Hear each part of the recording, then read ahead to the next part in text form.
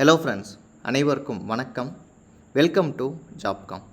நம்ம இன்றைக்கி இந்த வீடியோவில் என்ன பார்க்க போகிறோம் அப்படின்னா, கோஆப்ரேட்டிவ் டிபார்ட்மெண்ட். கூட்டுறவுத்துறை அப்படின்னு சொல்லப்படக்கூடிய ஒன் ஆஃப் த டிபார்ட்மெண்ட்டில் ஏஜிடிக்கான ஒரு ஜாப் வேக்கன்சி வந்திருக்கு. இந்த ஏஜிடிக்கு யார் அப்ளை பண்ணலாம், அவங்களுக்கான கல்வி தகுதி என்ன, எப்படி அவங்க அப்ளை பண்ணணும் அப்படிங்கிற ஒரு டீட்டெயில்டு இன்ஃபர்மேஷன் நம்ம இன்றைக்கி பார்க்க போகிறோம். இந்த ஏஜிடி ஜாபுக்கு நீங்கள் அப்ளை பண்ணுறதுக்கான லாஸ்ட் டேட் 15/3/2025. இந்த ஜாப் நீங்கள் சூஸ் பண்ணி எக்ஸாம்லாம் முடித்து செலக்ட் ஆனீங்க அப்படின்னா கண்டிப்பாக உங்களோட லைஃபே செட்டில்டு தான். ஏன்னா பேசிக் பேவே பார்த்தீங்கன்னா 37,000 தராங்க. ப்ளஸ் உங்களுக்கு டிஎன்எஸ் அலவன்ஸ் அதில் பாதி வரும், ஹெச்ஆர் அலவன்ஸ் கண்டிப்பாக வரும். எல்லாம் சேர்த்தும் கைக்கு வரும் போதே சேலரியே பார்த்தீங்கன்னா உங்களுக்கு 55,000 கண்டிப்பாக சேலரி வரும். இந்த ஜாப் தமிழ்நாட்டிலையும் இருக்குது, இந்தியா ஃபுல்லாகவுமே இருக்குது, குறிப்பாக தமிழ்நாட்டிலையுமே இருக்குது. இந்த வீடியோ ஃபுல்லாக பாருங்கள். பார்த்துட்டு விருப்பமும் தகுதி இருந்தால் கண்டிப்பாக நீங்கள் இதுக்கு அப்ளை பண்ணி ட்ரை பண்ணுங்கள். ஓகே, இந்த கூட்டுறவுத்துறை அப்படின்னு சொன்னதுமே அது என்ன டிபார்ட்மெண்ட் அப்படின்னு நம்ம பார்த்தோம் அப்படின்னா, நிறையா கூட்டுறவுத்துறை இந்தியா ஃபுல்லாகவே இருக்குது.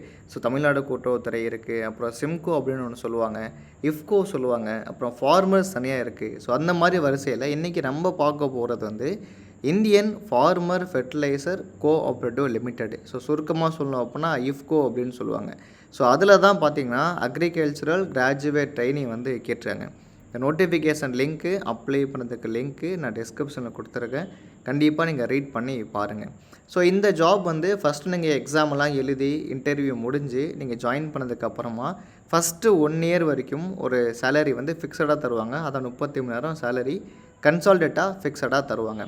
அண்ட் தென் நீங்கள் ஃபர்தராக இந்த ஜாபில் 1 இயர் முடிஞ்சு ஏஜிடியை ஜாயின் பண்ணும்போது பேசிக் பே 37,000 தருவாங்க. ப்ளஸ் நான் ஆல்ரெடி சொன்னேன் இல்லையா, ஹெச்ஆர்ஏ டிஆர்ஏ இதெல்லாம் சேர்த்து வரும். இதுக்கு சர்வீஸ் பாண்ட் அப்படிங்கிறது எல்லாமே உண்டு. நம்ம டீட்டெயில்டாக பார்க்கலாம். இதுதான் இந்த அஃபிஷியல் நோட்டிஃபிகேஷனுக்கான பிடிஎஃப் காப்பி.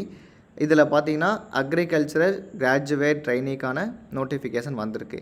குவாலிஃபிகேஷன் பார்த்தீங்க அப்படின்னா 4 இயர்ஸ் பிஎஸ்சி அக்ரிகல்ச்சர் பண்ணவங்க நீங்கள் இதுக்கு அப்ளை பண்ணலாம்.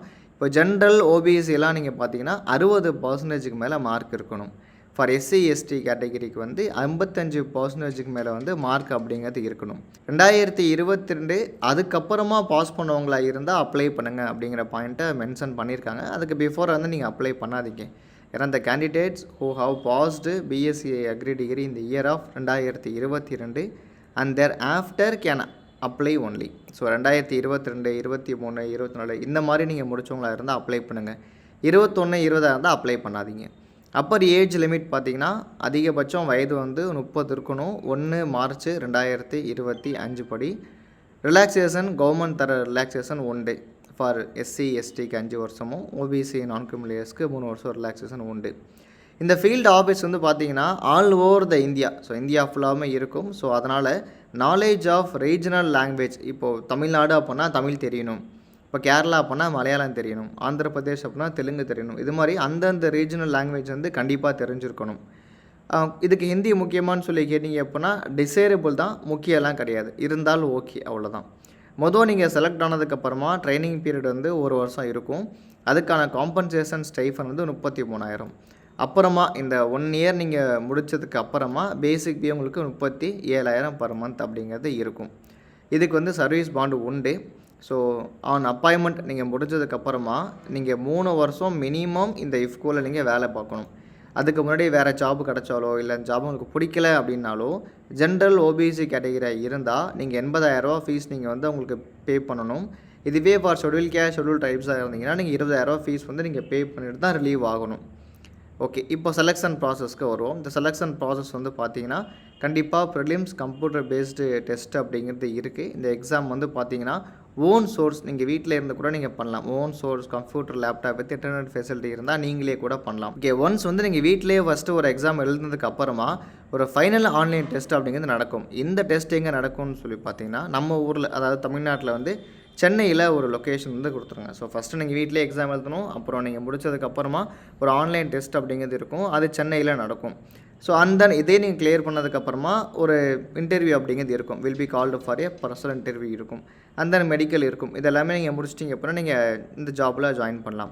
இதுதான் அப்ளிகேஷன் லிங்க்கு, நான் டிஸ்கிரிப்ஷன்லேயே கொடுத்துருக்கேன். கிளிக் பண்ணிங்க அப்படின்னா இந்த மாதிரி ஒரு பேஜ் உங்களுக்கு ஓப்பன் ஆகும். இதில் எல்லா இன்ஃபர்மேஷன்ஸ் கொடுத்துருப்பாங்க, படித்து பாருங்கள். ரெஜிஸ்டர் பண்ணுங்கள். ரெஜிஸ்டர் பண்ணிட்டு லாகின் அப்படிங்கிறத கிளிக் பண்ணி நீங்கள் அப்ளை பண்ணலாம்.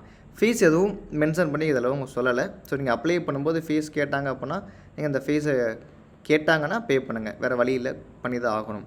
ஸோ ஃபர்தராக இந்த இஃப்கோ பற்றின டவுட்ஸு கமெண்ட்ஸ் தான் தெரியப்படுத்துங்க. வேறு ஒரு முக்கியமான ஜாப்பில் பார்க்கலாம். தேங்க்ஸ் ஃபார் வாட்சிங். தேங்க்யூ.